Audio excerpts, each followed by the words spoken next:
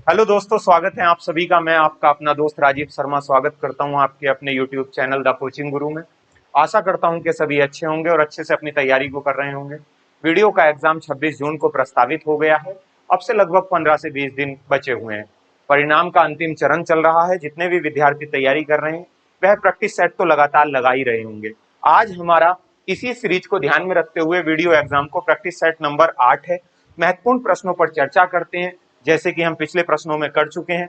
आशा करते हैं आपको पसंद आएगा। आप अपने दोस्तों में, मित्रों में इसको शेयर कर सकते हैं और कुछ जानकारी को जुटा सकते हैं। तो चलिए आज की क्लास को हम प्रारंभ करते हैं और सबसे पहली क्लास अपने प्रश्नों के साथ में शुरू करते हैं। आज का प्रैक्टिस सेट नंबर 8। पहला प्रश्न आपके सामने है। भारत के सांस्कृतिक इतिहास में शब्द पंचायतन किसे निर्देशित करता है? तो पंचायतन दोस्तों एक प्रकार की मंदिर निर्माण शैली है। मंदिर निर्माण शैली, ऐसे में मंदिर निर्माण की एक शैली है पंचायतन। इसके अंदर क्या होता है? इसके अंदर 4 प्रकार के मंदिर बाहर की तरफ होते हैं और एक मंदिर जो है वो बीच में होता है, बड़ा केंद्र।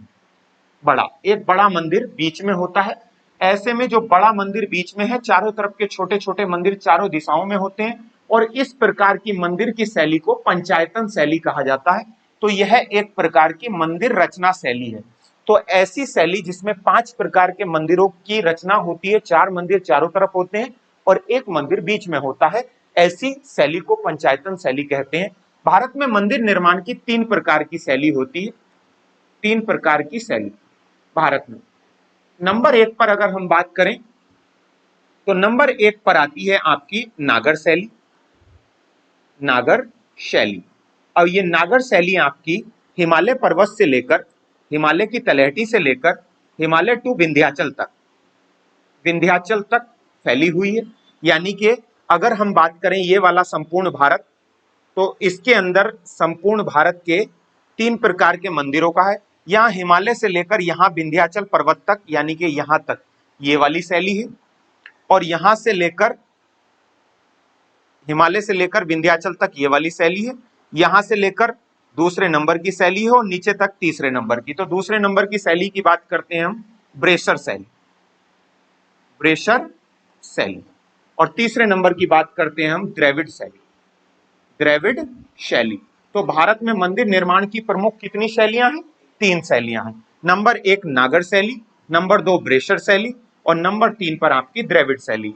नागर शैली आपकी विंध्याचल से लेकर कृष्णा नदी तक है।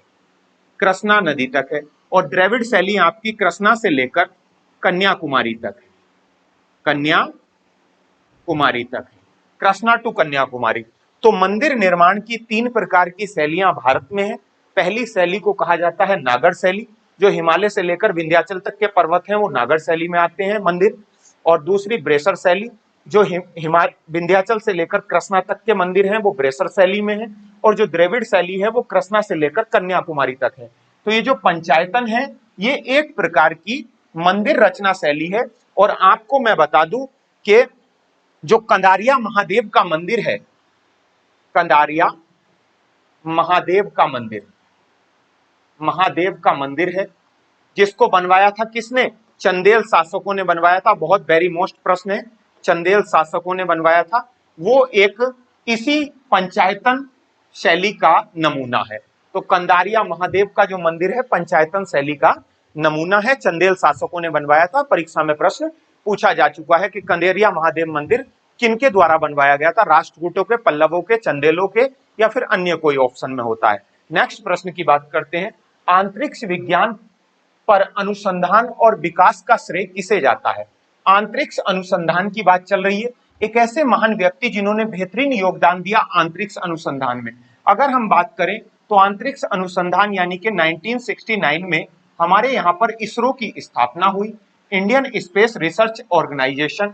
ऐसे में इसरो की सहायता से, और सबसे महत्वपूर्ण जो इसके अंदर योगदान दिया है वो साराभाई ने दिया है, विक्रम साराभाई। तो विक्रम साराभाई को जाता है ऑप्शन नंबर बी। ये गुजरात के रहने वाले थे, गुजरात के मूल निवासी थे, ये ध्यान रखना। ऐसे में इन्हीं के नाम पर अंतरिक्ष अनुसंधान में बेहतरीन योगदान एवं कार्य हुआ। इसरो के अंदर 1975 में हमारे देश का पहला उपग्रह लॉन्च किया और उसका नाम था आर्यभट्ट। आर्यभट्ट। ऐसे में आर्यभट्ट को जो लॉन्च कराया था वो रूस की सहायता से कराया था और रूस के स्पेस सेंटर का नाम था कॉस्मोस। तो कौन सा सेंटर था जहां से लॉन्च किया गया था? कॉस्मोस। कौन से देश का था? रूस का। हमारे देश का पहला उपग्रह आर्यभट्ट। और आर्यभट्ट को कब लॉन्च किया था? 1975 में। किसने लॉन्च किया था? इसरो ने। इसरो की स्थापना कब हुई थी? 1969 में। और अनुसंधान विकास कार्यक्रम में महत्वपूर्ण योगदान किसका रहा? विक्रम साराभाई का। और इनका जन्म कहां हुआ था? गुजरात में हुआ था। ये आप लोग ध्यान रखना। नेक्स्ट प्रश्न की बात करते हैं। किस सुल्तान के काल में खालसा भूमि अधिक पैमाने पर विकसित हुई? तो आपको बताना है कि किस सुल्तान के काल में खालसा भूमि अधिक पैमाने पर विकसित हुई। खालसा भूमि की बात आ रही है दोस्तों, यानी कि ऐसी भूमि जो दी गई थी लोगों को लेकिन वापस ले ली गई और उस पर टैक्स लगा दिया गया। तो यह किसके शासनकाल में? तो ध्यान रखना, इसका उत्तर होगा आपके सामने अलाउद्दीन खिलजी। अलाउद्दीन खिलजी। अलाउद्दीन खिलजी की अगर हम बात करें तो इसका शासनकाल 1296 से शुरू होता है और 1296 से 1316 तक चलता है। ऐसे में अलाउद्दीन खिलजी भारत में कई प्रकार की नीतियों को लागू करता है। सबसे पहले यह गृह कर लगाता है, गृह कर। उसके बाद यह चरगाहा कर लगाता है, यानी कि जो पशु चरते हैं जहां पर वहां पर भी चर लगाता है। बाजार कर लगाता है, बाजार कर। वस्तुओं का मूल्य निर्धारित करता है, वस्तुओं का मूल्य निर्धारण, वस्तुओं का मूल्य निर्धारण। और ऐसा ये इसलिए करता है क्योंकि यही अलाउद्दीन खिलजी रखता है सबसे पहले स्थायी सेना। और जब ये स्थायी सेना रखेगा तो ये उसको नगद वेतन देगा, और जब नगद वेतन देगा तो उसके लिए अधिक पैसे की जरूरत पड़ेगी। और अधिक पैसा किससे आता है? टैक्स के द्वारा। तो टैक्स के द्वारा पैसा रिसीव किया जाएगा। ऐसे में इसने घोड़ों को दागने की प्रथा शुरू की। घोड़ों को दागने की, ये एक एक प्रश्न है जो परीक्षा में पूछे गए हैं। दागने की प्रथा, दागने की प्रथा। तो घोड़ों को दागने की प्रथा किसने चलाई? अलाउद्दीन खिलजी। नगद वेतन किसने दिया? अलाउद्दीन खिलजी। स्थायी सेना किसने रखी? अलाउद्दीन खिलजी। शासन कब से चलता है? 1296 से 1316 तक। और इसी ने, अगर इसकी विजय की हम बात करें तो विजय के आधार पर इसने रणथंबोर को जीता। रणथंबोर, हटी हमीरचंद। उसके बाद में इसने चित्तौड़ को जीत लिया, चित्तौड़। और चित्तौड़ के अंदर महाराजा रावल रतन सिंह थे जिनकी पत्नी का नाम पद्मावती था। ऐसे में पद्मावती के ऊपर एक महाकाव्य लिखा गया है जिसको पद्मावत कहा जाता है। ठीक है, तो पद्मावत एक महाकाव्य है जो पद्मावती के ऊपर लिखा गया है। तो इसका सही उत्तर होगा ऑप्शन नंबर बी। नेक्स्ट बात करते हैं, उस नदी का क्या नाम है जिसके तट पर फ्रांस की राजधानी पेरिस बसी हुई है? तो फ्रांस की राजधानी पेरिस में ही आईफिल टावर है, यह भी ध्यान रखना। आईफिल टावर, आईफिल टावर कहां पर है? फ्रांस की राजधानी पेरिस में है। और आईफिल टावर जो है दोस्तों, ये कब बना था ये भी आपको पता होना चाहिए। ये 1888 में बना था। 1888 में गुस्ताद आईफिल के नाम से इस टावर को जाना जाता है, गुस्ताद आईफिल। तो गुस्ताद आईफिल ने आईफिल टावर को कब बनाया था? 1888 में बनाया था। कहां पड़ता है? पेरिस में पड़ता है। पेरिस किस नदी के किनारे स्थित है? पेरिस सीन नदी के किनारे स्थित है। और राइन नदी को व्यापारिक नदी के नाम से जाना जाता है, व्यापारिक नदी, व्यापारिक नदी के नाम से जाना जाता है, ये भी ध्यान रखेंगे। राइन नदी स्विट्जरलैंड से निकलती है, स्विट्जरलैंड के आसपास से निकलती है, ये भी ध्यान रखेंगे। सोन नदी जो है वो अमरकंटक के पास से निकलती है, अमरकंटक। और अमरकंटक के पास से निकलकर पटना में जाकर गंगा से मिल जाती है, पटना में गंगा से मिल जाती है सोन नदी। ठीक है, नेक्स्ट बात करते हैं अगले प्रश्न की। वह भाषा जो भारत में हिंदी के बाद वक्ताओं की दूसरी सबसे अधिक संख्या में बोली जाने वाली भाषा है। तो अगर भाषा की बात चल रही है, तो भाषा की अगर बात चल रही है तो भाषा सबसे ज्यादा, यानी कि सबसे अधिक अगर कोई सी भाषा बोली जाती है सबसे अधिक, तो वो बोली जाती है आपकी अंग्रेजी। सबसे अधिक भाषा कौन सी बोली जाती है? अंग्रेजी। सेकंड नंबर पर भाषा बोली जाती है चीनी। और तीसरे नंबर पर आपकी भाषा बोली जाती है हिंदी। ये भी ध्यान रखेंगे, कौन सी बोली जाती है? हिंदी। लगभग 43% भाषा जो है वो हिंदी बोली जाती है पूरे विश्व के अंदर। लेकिन यहां पूछा जा रहा है हिंदी के बाद कौन सी भाषा बोली जाती है, तो वो तमिल बोली जाती है। ध्यान रख, सॉरी, तेलुगु बोली जाती है। वो कौन सी भाषा बोली जाती है? तेलुगु। ठीक है, तेलुगु भाषा बोली जाती है। ऐसे में अगर हम बात करें तो तमिल तमिलनाडु में बोली जाती है, तेलुगु आंध्र प्रदेश में बोली जाती है, आंध्र प्रदेश में बोली जाती है, ये भी ध्यान रखेंगे। नेक्स्ट है, एलिफेंटा की प्रसिद्ध सेल को काटकर बनाए गए मंदिरों का श्रेय किसे दिया गया है? एलिफेंटा के मंदिरों को किसने बनाया है? एलिफेंटा के मंदिर महाराष्ट्र में पड़ते हैं और ऐसे में इन महाराष्ट्र में मंदिरों को चट्टानों को काटकर बनाया गया है, चट्टानों को काटकर। फटाफट इसका उत्तर देंगे कि कौन किसने बनवाया है, चालुक्यों ने, चोलों ने, पल्लवों ने या राष्ट्रकूटों ने? ऑप्शन नंबर डी इसका सही उत्तर होगा, राष्ट्रकूटों के द्वारा बनाए गए हैं एलिफेंटा के प्रसिद्ध मंदिर। निम्नलिखित में से कौन सा धर्म विश्व विनाशकारी प्रलय की अवधारणा पर विश्वास नहीं रखता है? किसी भी प्रकार की प्रलय पर विश्वास नहीं रखता है हमारा जैन धर्म। जैन धर्म, जैन धर्म के अगर तीर्थंकर की बात करें तो इसमें कुल मिला के कितने तीर्थंकर हुए हैं? 24 तीर्थंकर हुए, तीर्थंकर हुए। और ऐसे में इन 24 तीर्थंकरों की अगर बात करें तो इनमें प्रथम जो तीर्थंकर हुए हैं वो ऋषभ देव हुए, ऋषभ देव। और ऋषभ देव को ही कहा जाता है आदिनाथ, आदिनाथ। और इसमें 23वें नंबर के जो तीर्थंकर हुए हैं उनका नाम है पार्श्वनाथ, पार्श्वनाथ। और जो 24वें नंबर के तीर्थंकर हुए हैं उनका नाम है महावीर स्वामी, महावीर स्वामी। और महावीर स्वामी को जैन धर्म का सबसे बड़ा प्रवर्तक माना जाता है। इनका जन्म लगभग 540 बीसी में हुआ था। और इनका जन्म कहाँ हुआ था? इनका निकट वैशाली के पास हुआ था, वैशाली कुंडलवन, कुंडलवन, कुंडलवन हुआ था, बिहार के पास पड़ता है, नेपाल के पास पड़ता है, बिहार में नेपाल। ठीक है, ये ध्यान रखेंगे आप। तो इसका सही उत्तर होगा जैन धर्म। और जैन धर्म के त्रिरत्न तो आपको पता ही होना चाहिए। त्रिरत्न, सम्यक दृष्टि, सम्यक दृष्टि, सम्यक ज्ञान और सम्यक चरित्र।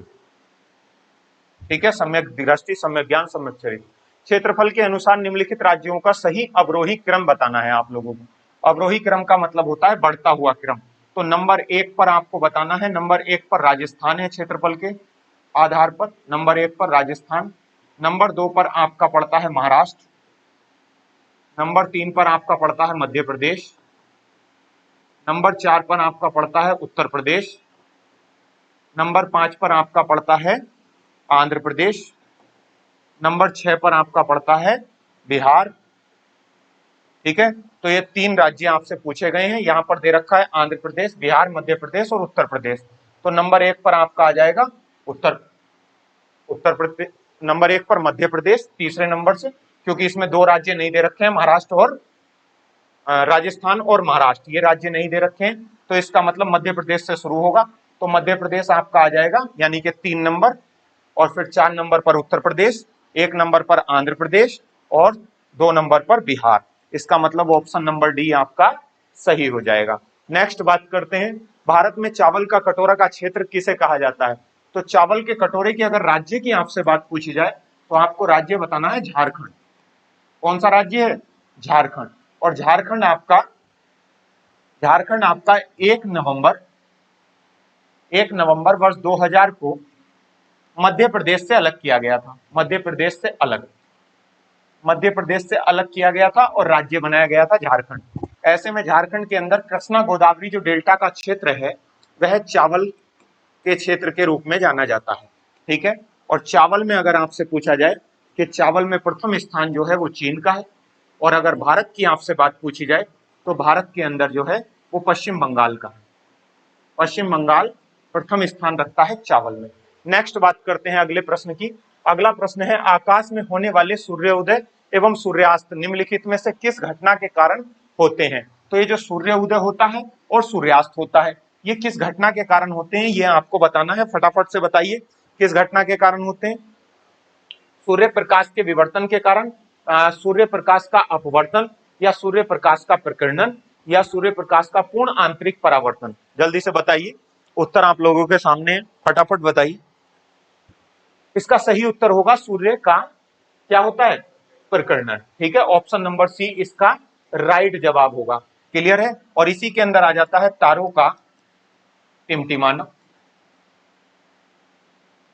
तारों का टिमटिमाना। अगर आपसे अपवर्तन की बात पूछी जा रही है तो अपवर्तन में आपको बताना है पानी में जब आप सिक्का गिरते हैं तो वह सिक्का थोड़ा सा कैसा खड़ा दिखाई देता है, पानी में सिक्का खड़ा दिखाई देता है। तो ये जो खड़ा दिखाई दे रहा है सिक्का, बताओ जरा ये प्रकाश का क्या है, अपवर्तन है। क्या है प्रकाश का, अपवर्तन है, ठीक है। और सॉरी, ये तारों का जो टिमटिमाना है ये भी अपवर्तन के अंतर्गत आता है। किसके अंतर्गत आता है, अपवर्तन के अंतर्गत आता है, ठीक है। केवल सूर्योदय और सूर्यास्त के समय प्रकर्णन दिखाई देता है, ये ध्यान रखना है। और उसके बाद में आपको बता दें कि आकाश का जो सफेद दिखाई देता है, आकाश का सफेद दिखाई देना भी प्रकीर्णन होता है। नेक्स्ट प्रश्न की बात करते हैं, छोटा नागपुर का पठार। छोटा नागपुर का पठार आपको बताना है। ये छोटा नागपुर का पठार जो है दक्षिण से लेकर पूर्व के क्षेत्र में फैला हुआ है।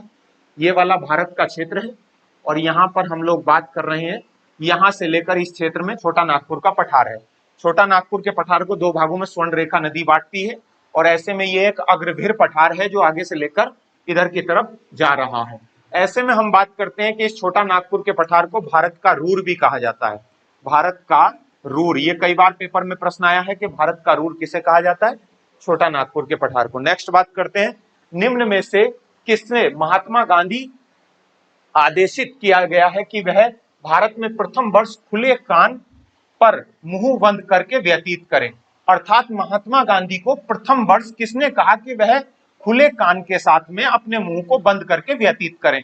अर्थात कहने का मतलब यह है कि जब 9 जनवरी 1915 को महात्मा गांधी वापस आए। महात्मा गांधी कहां से आए, महात्मा गांधी दक्षिण अफ्रीका से आए थे। तो दक्षिण अफ्रीका से जब महात्मा गांधी आए प्यारे बच्चों, तो महात्मा गांधी आने के बाद में इनके गुरु कौन थे, इनके गुरु थे गोपाल कृष्ण गोखले। गोपाल कृष्ण गोखले, गोपाल कृष्ण गोखले ने इनसे कहा, देखो यहां पर लिखा हुआ है, महात्मा गांधी को आदेशित किया कि वह प्रथम खुले कान, तो किसने किया, इनके गुरु, और गुरु का क्या नाम था, गोपाल कृष्ण गोखले। और कहा कि गांधी जी आप पहले पूरे देश का भ्रमण कीजिए और इस भ्रमण में आप अपना मुंह बंद रखेंगे और अपने कानों को खुला रखेंगे, यानी कि सभी की बातों को सुनेंगे और अपनी बात नहीं कहेंगे। जब व्यक्ति आराम से पहले दूसरे की बात को सुनता है और अपनी बात को रखता है तो उसे पूरी बात का निष्कर्ष पता चल जाता है, उसे पूरी बात समझ में आ जाती है। अगर बीच में वह किसी भी प्रकार की रोक टोक करता है तो बात को उस प्रकार से नहीं सुन सकता है जैसे सुननी चाहिए। तो गांधी जी, इसीलिए 9 जनवरी को अप्रवासी भारतीय दिवस के रूप में मनाया जाता है। अप्रवासी, इसको नोट कर लेना, अप्रवासी भारतीय दिवस कब मनाया जाता है, 9 जनवरी को। क्यों मनाया जाता है, क्योंकि गांधी जी भारत में आए थे, ठीक है। तो गोपाल कृष्ण गोखले इनके राजनीतिक गुरु थे, ये भी ध्यान रखेंगे। और गोपाल कृष्ण गोखले के गुरु कौन थे, ये और बताओ, गोविंद रनाडे, महादेव गोविंद रनाडे। तो महादेव गोविंद रनाडे गोपाल कृष्ण गोखले के गुरु थे और महात्मा गांधी के गुरु गोपाल कृष्ण गोखले थे। नेक्स्ट प्रश्न की बात करते हैं, संसार के सर्वाधिक महत्वपूर्ण मत्स्यन पाए जाते हैं जहां उन क्षेत्रों में, बहुत बढ़िया प्रश्न है, ध्यान से सुनो। ये है पृथ्वी, पृथ्वी का बीच में विषुवत रेखा है। विषुवत रेखा पर एक बल काम करता है जिसे कहते हैं कोरियोलिस बल।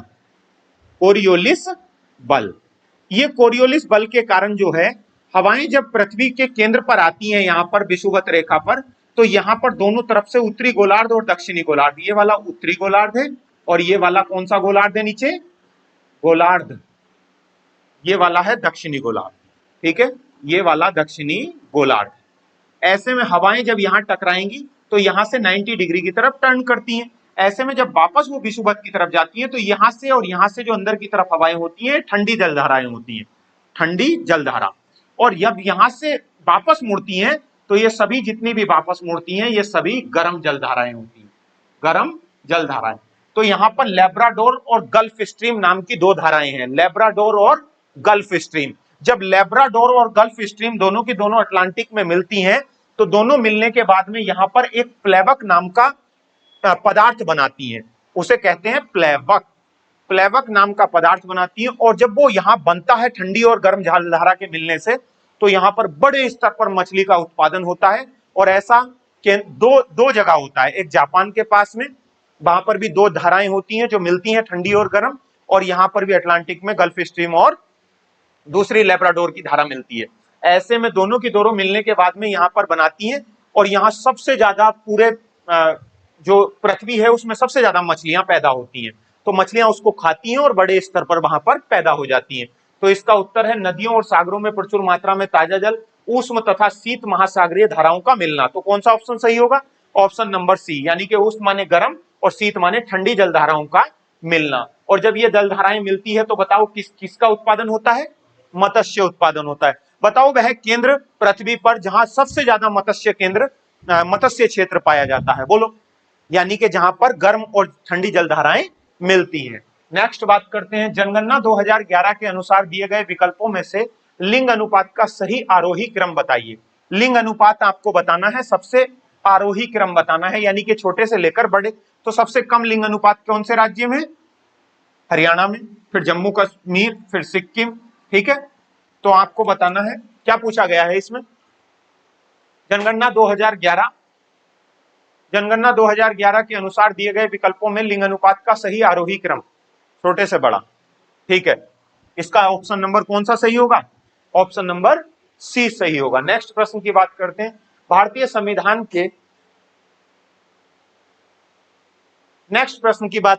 भारतीय संविधान के निम्नलिखित अनुच्छेद में से कौन सा राज्य की विधानसभाओं के निर्वाचन का प्रावधान प्रस्तुत करता है? निर्वाचन का प्रावधान देखो ध्यान से सुनो, ये है राज्य, और राज्य हमारा आता है भाग नंबर 6 के अंतर्गत। बोलो कौन से भाग में? भाग नंबर 6। राज्य के अंदर होती है विधानमंडल, राज्य के अंदर विधान मंडल होता है, और विधानमंडल के 2 सदन होते हैं। पहला होता है विधानसभा और दूसरा होता है विधान परिषद। विधानसभा और विधान परिषद। तो विधानसभा और विधान परिषद, इतना ध्यान रखना, परिषद ये जो होता है ये अस्थायी सदन होता है, अस्थायी सदन, और ये वाला जो होता है ये स्थायी सदन होता है, ध्यान रखना। और पूछा गया है निम्नलिखित अनुच्छेदों में से राज्य की विधानसभाओं में निर्वाचन का प्रावधान किया जाता है। तो ये विधानमंडल आता है आर्टिकल 168 के अंतर्गत, विधानसभा आती है 170 में, और विधान परिषद आती है 171 के अंतर्गत। तो ध्यान रखेंगे विधानसभा पूछा गया है, इसका मतलब कौन सा आर्टिकल सही होगा? Article number 170। बोलो राज्य के अंदर विधानमंडल कौन से आर्टिकल में आता है? 168 विधानसभा, 170 विधान परिषद, 171 में आता है। और राज्य कौन से भाग में आता है? भाग 6 के अंतर्गत आता है। यहां तक क्लियर है सारी चीजें? आगे सुनो, निम्नलिखित में से किसको संविधान द्वारा अधिकारों को लागू करने की शक्ति दी गई है? यानी कि वह कौन है जो संविधान के द्वारा अधिकारों को लागू कर सकता है? तो सर्वोच्च न्यायालय और उच्च न्यायालय। सर्वोच्च न्यायालय आर्टिकल 32 के अंतर्गत हमारे अधिकारों की रक्षा करता है, और उच्च न्यायालय आर्टिकल 226 के अंतर्गत हमारे अधिकारों की रक्षा करता है। ऐसे में सर्वोच्च न्यायालय और उच्च न्यायालय ही हैं जो हमारे मौलिक अधिकारों को सही प्रकार से लागू कर सकते हैं, बचा सकते हैं और उनकी रक्षा कर सकते हैं। नॉर्मल प्रश्न पूछा जाता है कि बताइए मौलिक अधिकारों का प्रहरी किसे कहा जाता है? तो न्यायालय को। न्यायालय ही होता है जो प्रहरी का काम करता है, अर्थात मौलिक अधिकारों को हनन होने से बचाता है। नेक्स्ट प्रश्न बात करते हैं, किसी राज्य में विधान परिषद की संरचना अथवा विघटन किया जा सकता है? तो किसी राज्य के अंदर विधान परिषद की बात आ रही है। अभी मैंने तुम्हें बताया है विधान परिषद का विघटन और संरचना। तो मैंने तुमको बताया है किसी भी राज्य के अंदर जो होता है, बोलो क्या होता है? विधानमंडल होता है। और विधानमंडल के कितने सदन होते हैं?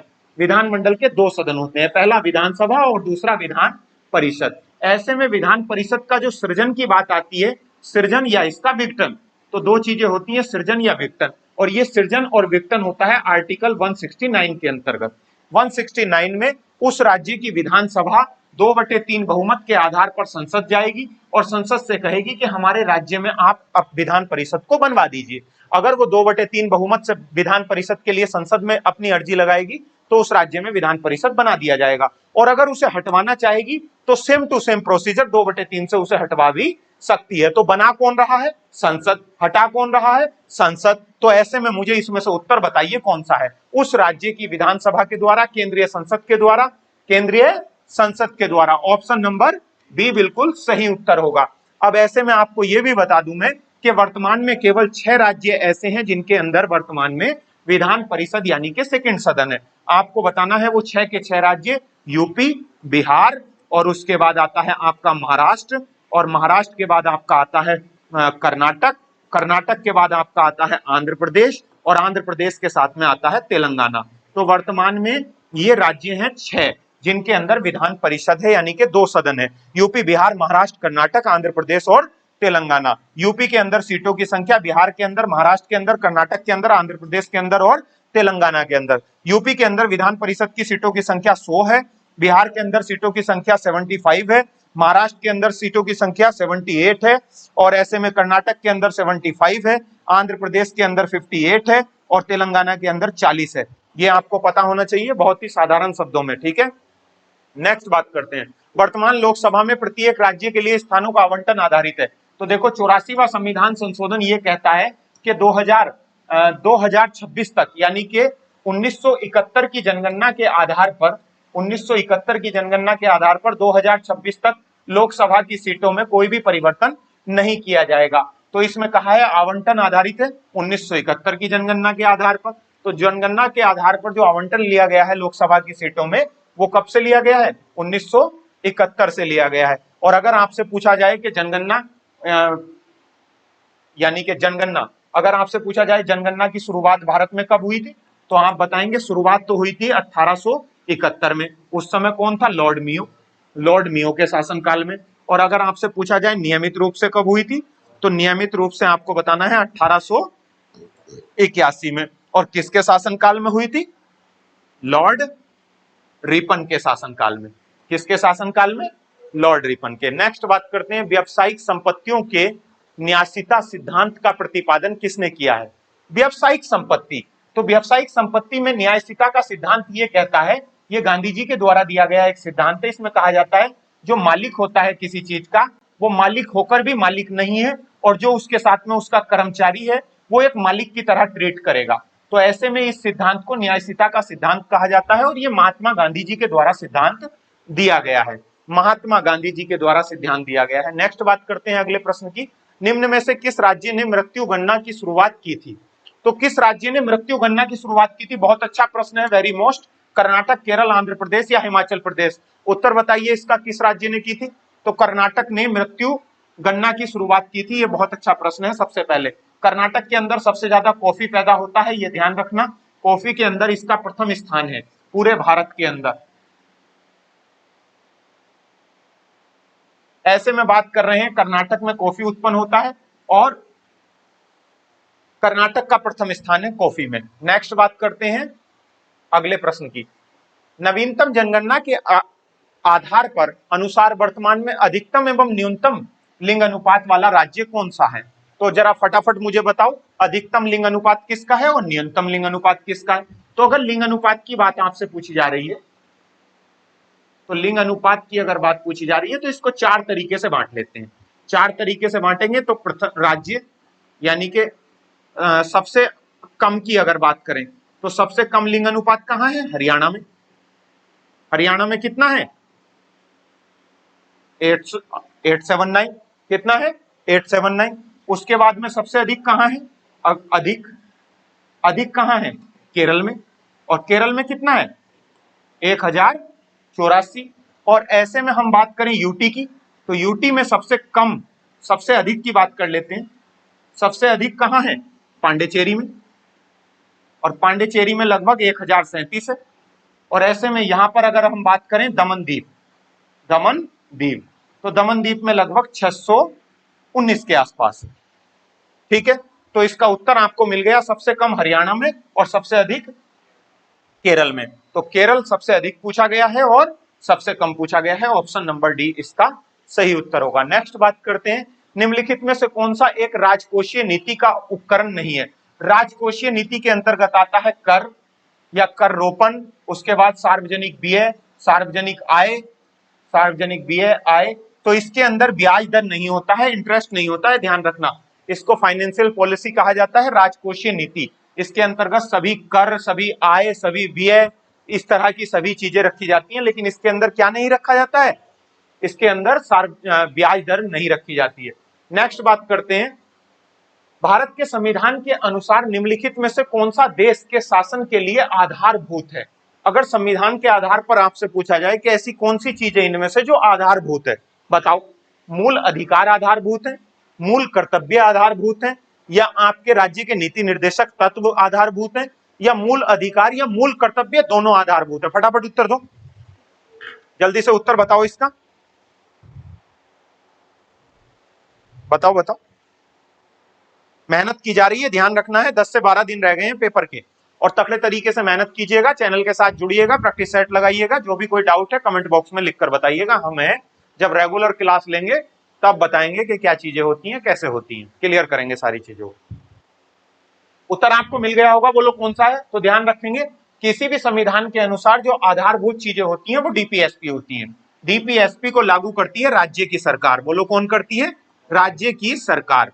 और राज्य की सरकार किसको लागू करती है, डीपीएसपी। और डीपीएसपी कौन से भाग के अंतर्गत होते हैं, भाग नंबर 4 में आते हैं। और भाग नंबर 4 में कहां से कहां तक आते हैं, बोलो जरा, 36 से लेकर 51 तक डीपीएसपी का प्रावधान है। इसके अंदर राज्य पॉलिसी बनाता है और राज्य आर्टिकल नंबर किसमें, 37 में, ये भी 38 में ये कहता है लोक कल्याणकारी राज्य, वेलफेयर स्टेट, लोक कल्याणकारी राज्य। तो इसका उत्तर होगा ऑप्शन नंबर सी। पंचवर्षीय योजनाओं का मसौदे को अंतिम रूप कौन स्वीकृत करता है, पंचवर्षीय योजना। तो ध्यान से सुनो, भारत में 15 मार्च 1951, 1950, 1951, 1951 को योजना आयोग बना, योजना आयोग। ऐसे में इस योजना आयोग ने पंचवर्षीय योजनाओं का मसौदा तैयार किया, पंचवर्षीय योजना।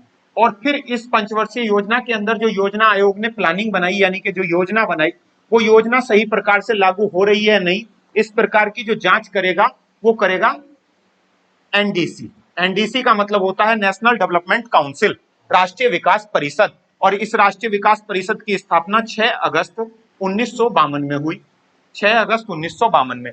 तो देखो ध्यान से सुनो, पंचवर्षीय योजना योजना आयोग के द्वारा प्रस्तुत की गई योजना बनाई गई। इन योजनाओं की जांच कौन करेगा, एनडीसी करेगा। एनडीसी को कहते हैं नेशनल डेवलपमेंट काउंसिल। और इसकी स्थापना हुई थी 6 अगस्त, कब हुई थी, 1952 में हुई थी। ठीक है, तो ध्यान रखेंगे, इसका सही उत्तर होगा ऑप्शन नंबर सी। नेक्स्ट बात करते हैं, भारी पानी वह पानी होता है जिसका तापमान 4 डिग्री पर स्थिर रखा जाता है, जिसमें कैल्शियम और पोटेशियम की अवहेलना लक्षण होते हैं, जिसमें हाइड्रोजन के स्थान पर समस्थानिक ले लेते हैं। ऑप्शन नंबर सी इसका सही उत्तर होगा। हाइड्रोजन का स्थान कौन ले लेते हैं, समस्थानिक ले लेते हैं, और इसी को कहा जाता है D2O, भारी जल। ठीक है, नेक्स्ट बात करते हैं अगले प्रश्न की।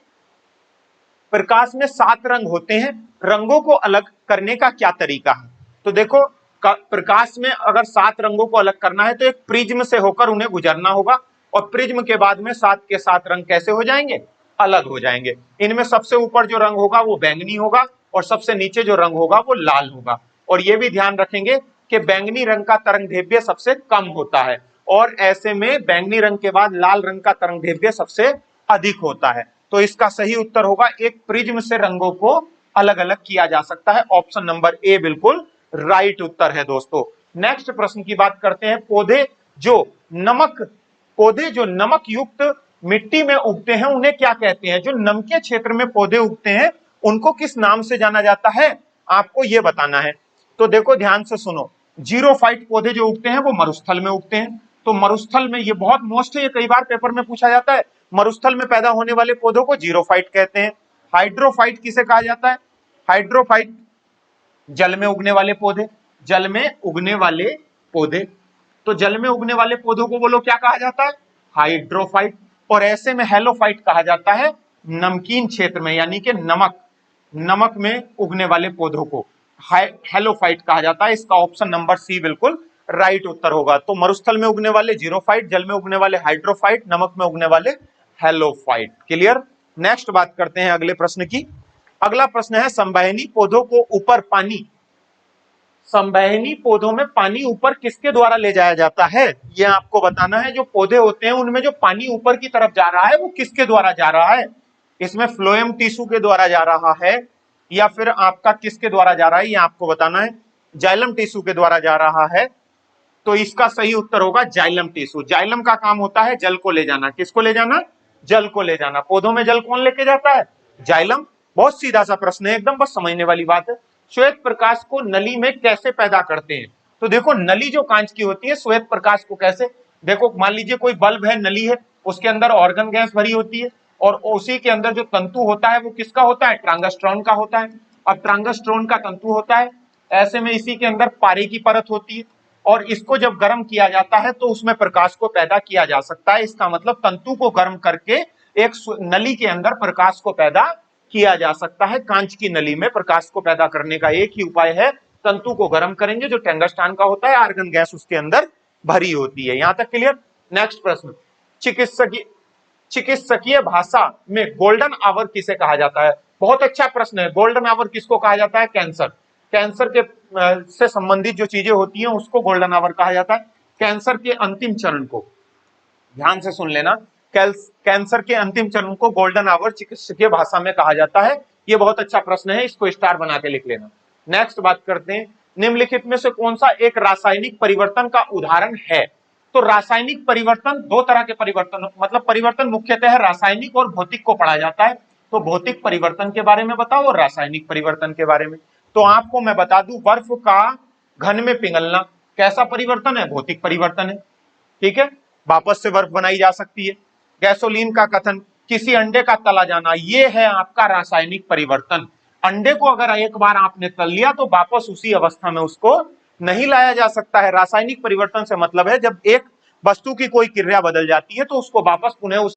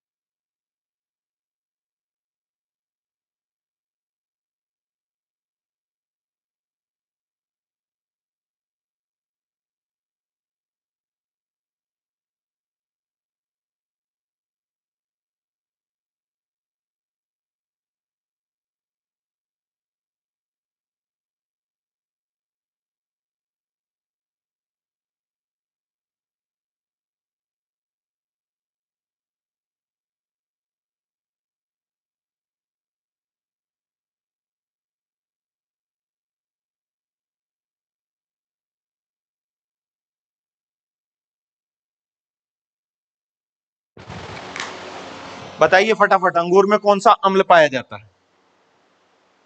मिल गया उत्तर? ठीक है, अंगूर में आपका टार्टेरिक अम्ल पाया जाता है, यही आपका इमली में भी पाया जाता है। मैलिक अम्ल आपका पाया जाता है सेब में, मैलिक अम्ल सेब में पाया जाता है। एसिटिक अम्ल नींबू में पाया जाता है। ठीक है, और टार्टेरिक अम्ल। और नेक्स्ट है, नेवल एयर स्टेशन गरुड़ कहां पर स्थित है? तो नेवल स्टेशन गरुड़ जो है, गरुड़ एक ऐसा यान बनाया गया है जिसके अंदर जो बिना मतलब उसको उड़ाने वाला जो पायलट होता है उसके बिना, यानी कि पायलट रहित। ठीक है, पायलट रहित, पायलट सहित नहीं, पायलट रहित। तो ये कहां पर है? कोचीन, कोचीन में है। ठीक है, नेक्स्ट बात करते हैं, निम्न में से कौन सा एक जैव अवक्रमणीय नहीं है? अवक्रमणीय का मतलब होता है वह जो एकदम मतलब रो मटेरियल हो जाता है एक तरह से। जैसे घरेलू मलमूत्र अवक्रमणीय है, लैब अपमार्जक ये भी अवक्रमणीय है, पौधों की पत्तियां इनसे भी बनाया जा सकता, लेकिन साबुन नहीं। ठीक है, ध्यान रखना। नेक्स्ट है, रक्त कैंसर को नियंत्रित करने के लिए उपयोग में लाई जाने वाली रेडियोधर्मी संस्था कौन सा है? तो देखो, कोबाल्ट 60, कोबाल्ट 60 के सॉरी, इसका उत्तर होगा फास्फोरस 32। फास्फोरस 32, फास्फोरस 32 के द्वारा जो है इसका इलाज किया जाता है, कैंसर का इलाज किया जाता है। नेक्स्ट बात करते हैं, भारत में तैरती सब्जियों की खेती कहां की जाती है? इसका उत्तर बताइए, बहुत सिंपल सा प्रश्न है, बोलो। डल झील। और डल झील कहां है? डल झील बोलो कहां है?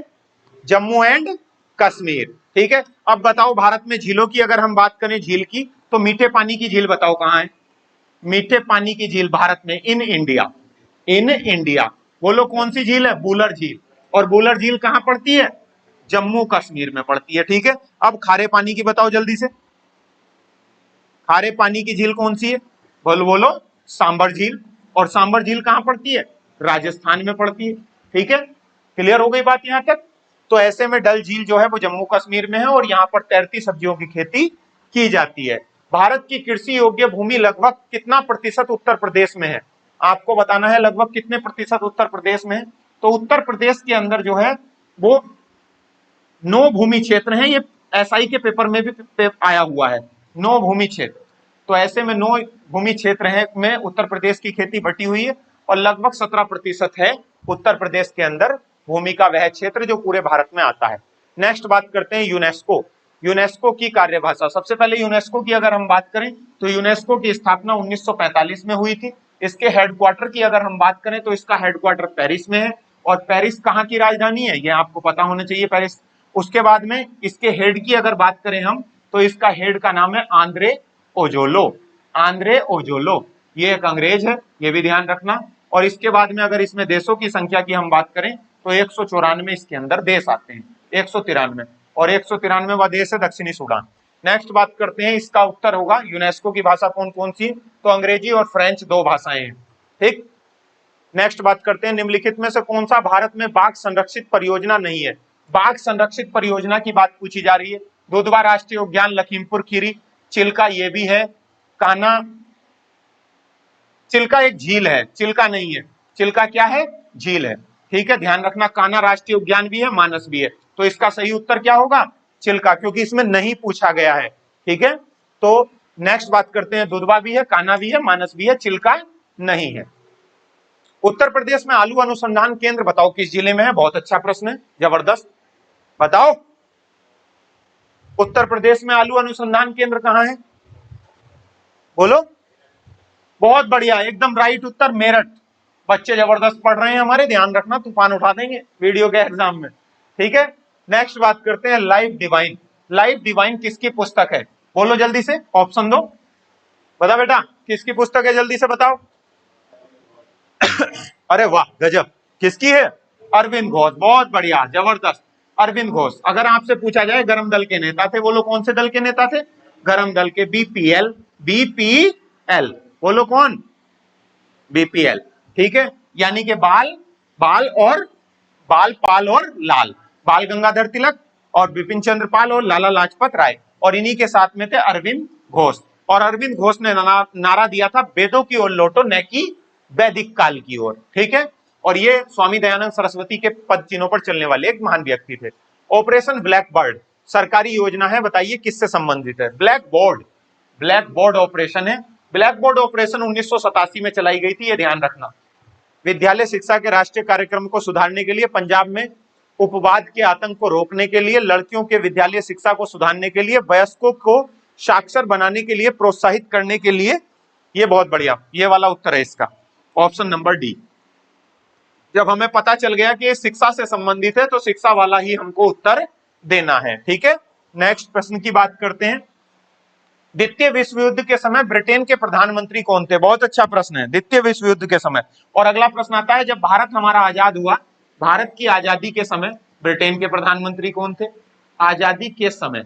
तो 3 प्रश्न आपसे ये मैं पूछ रहा हूं, आजादी के समय ब्रिटेन के पीएम, ब्रिटेन के पीएम बोलो कौन थे? और पहला प्रश्न आपसे पूछा गया है द्वितीय विश्व युद्ध के। और तीसरा प्रश्न मैं पूछ रहा हूं 1857 की क्रांति के समय, 1857 की क्रांति के टाइम पर कौन थे? तो यहां पर इसका उत्तर होगा 1857 की क्रांति के समय पार्मस्टन, पार्मस्टन। और यहां पर होगा क्लीमेंट एटली, क्लीमेंट एटली। तो यहां पर आजादी के समय एटली उत्तर हो गया, यहां पार्मस्टन हो गया और यहां विंस्टन चर्चिल हो गया। ठीक है, चलिए नेक्स्ट बात करते हैं अगले प्रश्न की। और पहले ये देख लीजिए कि द्वितीय विश्व युद्ध जो हुआ था वो 1939 से शुरू हुआ था, 1939 से और 1945 तक चला था। ठीक है, नेक्स्ट बात करते हैं, वह देश जो लगातार तीसरे साल भी फाइनेंशियल टास्क फोर्स FATF की लिस्ट में बरकरार रहा। ये 2021 और 22 का प्रश्न है, करंट अफेयर्स का। ठीक है, ध्यान रखना। तो इसका सही उत्तर होगा पाकिस्तान। पाकिस्तान जो है FATF की लिस्ट में लगातार बरकरार रहा। नेक्स्ट प्रश्न है, राष्ट्र संघ की सुरक्षा परिषद में से निम्नलिखित में से कौन सा देश स्थायी सदस्य नहीं है? तो राष्ट्र संघ की सुरक्षा परिषद में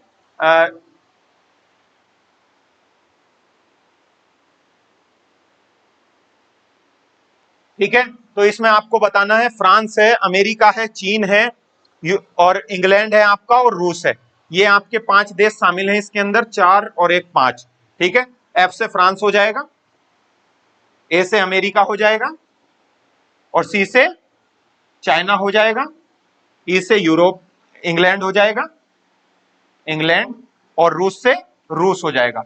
तो ये जो सुरक्षा परिषद है जिसको सुरक्षा काउंसिल कहा जाता है, 5 देश इसके सदस्य हैं। कौन कौन से हैं? रूस, इंग्लैंड, चीन, अमेरिका और फ्रांस। तो बोलो कौन सा नहीं है? जापान नहीं है। उत्तर मिल गया आपको, ठीक है कि नहीं? नेक्स्ट बताओ, वैश्विक पेंशन सूचकांक 2021 की 43 देशों की सूची में भारत का कौन से नंबर का स्थान रहा है? पेंशन सूचकांक 43 देशों का मूल्यांकन किया गया था और भारत का तो सबसे लास्ट वाला ही लगा देना जहां भी दिखाई दे आपको। ठीक है, तो 40वें नंबर का है, ऐसा कोई जरूरी नहीं है। भारत एक महान देश है, ध्यान रखना, हम भारतीय हैं, जबरदस्त। उसके बाद में भारत जो है स्थान चाहे वो सूचकांक में पिछला आता हो, लेकिन वैसे भारत नंबर 1 है। ठीक, तो सूचकांक में ही पीछे रह जाता है, बस ये कोई दिक्कत वाली बात नहीं। नेक्स्ट बात करते हैं, हाल ही में 50वां प्रश्न है आपकी आज के टेस्ट का आखिरी प्रश्न। जवाब दो फटाफट, जवाब देने वाले को मिलेगा तुरंत 5100 रुपए का इनाम। जल्दी बोलो। हाल ही में बंदुला वर्णपुरा का एक बीमारी के कारण निधन हो गया है। वह किस देश के प्रथम टेस्ट कप्तान थे? जल्दी से उत्तर दो इसका, बताइए वह किस देश के कप्तान थे? उत्तर दो फटाफट।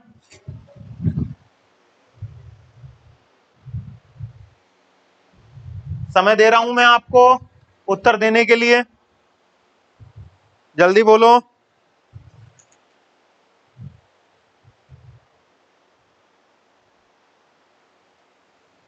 दिया उत्तर, मिला किसी को? अरे इसका सही उत्तर होगा श्रीलंका। ठीक है, तो दोस्तों आज की 50 प्रश्नों की श्रृंखला हमारी समाप्त हुई। मिलते हैं कल नई श्रृंखला के नए टेस्ट के साथ में, नए प्रश्नों के साथ में। तैयारी करते रहिएगा। धन्यवाद, जय हिंद, नमस्कार।